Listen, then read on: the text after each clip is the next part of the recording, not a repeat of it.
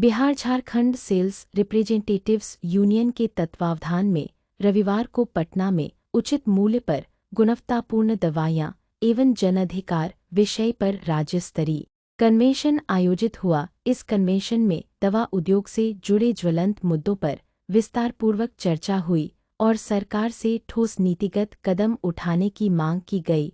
इस कन्वेंशन की अध्यक्षता का देवाशीष राय ने की, वहीं मुख्य वक्ताओं में का शशि प्रकाश महामंत्री बीएसएसआर यूनियन का राजकुमार झा, कार्यकारी अध्यक्ष सीटू डॉक्टर हसनैन कैशर का संजय चटर्जी, कोषाध्यक्ष सीटू एवं राजेश कुमार आर्या महामंत्री एवं संयुक्त सचिव पीसीडीए/बीसीडीए शामिल रहे। बता दें कि कार्यक्रम में लगभग 55 यूनियन सदस्यों ने भाग लिया और पूरी एकजुटता के साथ प्रस्तावों का समर्थन किया। बीएसएसआर यूनियन ने घोषणा की कि 26 से 31 अगस्त 2025 तक पूर्व महामंत्री स्व डीपी दुबे की स्मृति में राज्य भर में जनसभाएं और नुक्कड़ सभाएं कर दवा संबंधी जनजागरूकता अभियान चलाया जाएगा।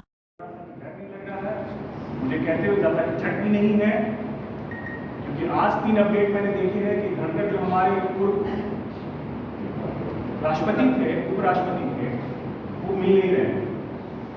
तो हम लोग की क्या हैसियत है, आप समझ सकते हैं। लेकिन जब हम बात करते हैं देश की, जब हम बात करते हैं यहाँ की जनता की, तो इन तकलीफों को हमें भूलना होता है।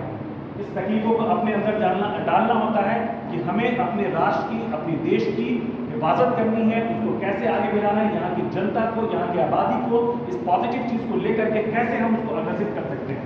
क्योंकि हमारी जनता का जो मैक्सिमम आबादी है वो युवा वर्ग है, और युवा ही क्या होता है किसी देश का, किसी भी मुल्क का वो रीढ़ होता है। उसकी इकोनॉमी को इम्पावर करने में, उसको साइंटिफिक डेवलपमेंट बनाने में, उसको जो है जो भी उसको अग्रसित करने के लिए, डेवलपमेंट के लिए जो भी आंकड़े होते हैं, जो पैमाने होते हैं, उसको ले जाने में, उसको हम पीछे नहीं कर सकते।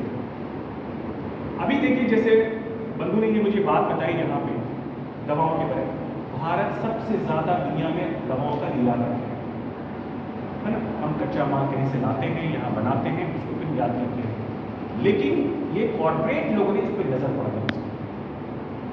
भारत हमारा जो अभी 2 चीज़ों से गुजर रहा है, फासिज्म से और कॉर्पोरेटाइजेशन से, कैपिटलिज्म जिसको कहते हैं लोग।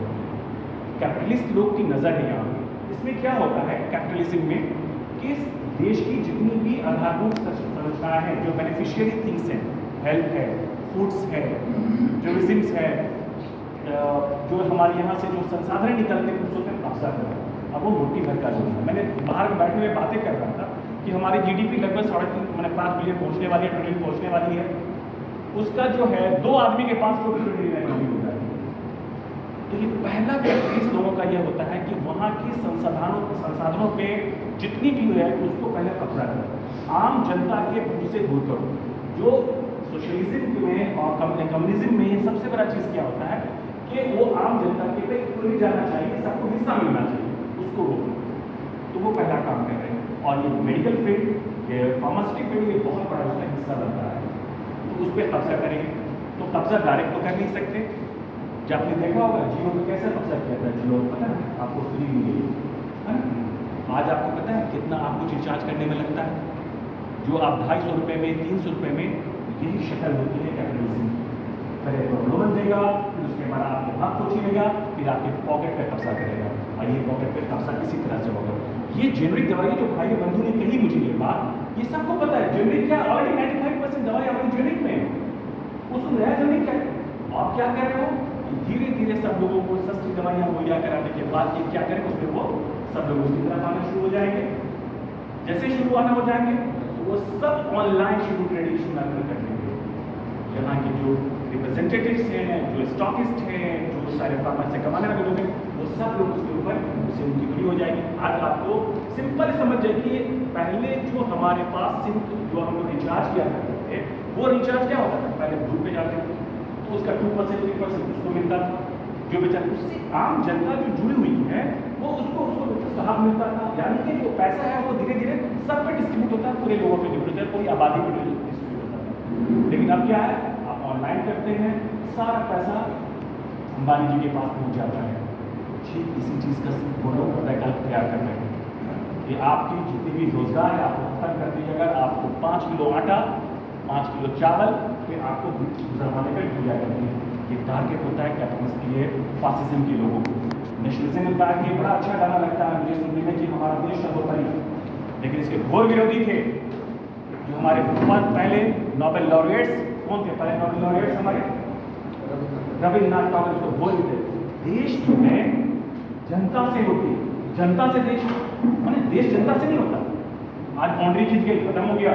पहले भारतवर्ष अफगानिस्तान से लेकर श्रीलंका तक था, बाउंड्री खिंच गई, वो पाकिस्तानी हो गया, अफगानी हो गया, वो बर्मई हो गया। लेकिन क्या हो गया? चिड़ियाएं, हवाएं, ये तो कोई लकड़ें नहीं खींचती हैं। तो कोई भी देश, उनका कहना था, कोई भी देश जो होता है वहां के जनता से नामा जाता है। जनता पहले सर्वोपरि होनी चाहिए। देश भी हमारा है होता है, लेकिन ये कैटेगराइजेशन करना दोनों एक दूसरे से बिना, ना देश के जनता है ना जनता बिना देश के। इसलिए जो सबसे पहले फासिज्म लोगों क्या होता है कि आपको नया चेहरा दिखा करके, आपको ये बता करके, जो आपकी जो मांगे हैं, क्यों ऐसा करते हैं वो कि आपकी जो मांगे रोटी, कपड़ा, बिजली, पानी, सड़क, शिक्षा, हेल्थ, स्वास्थ्य, ये सारी चीजें आपको उसको देने में उसको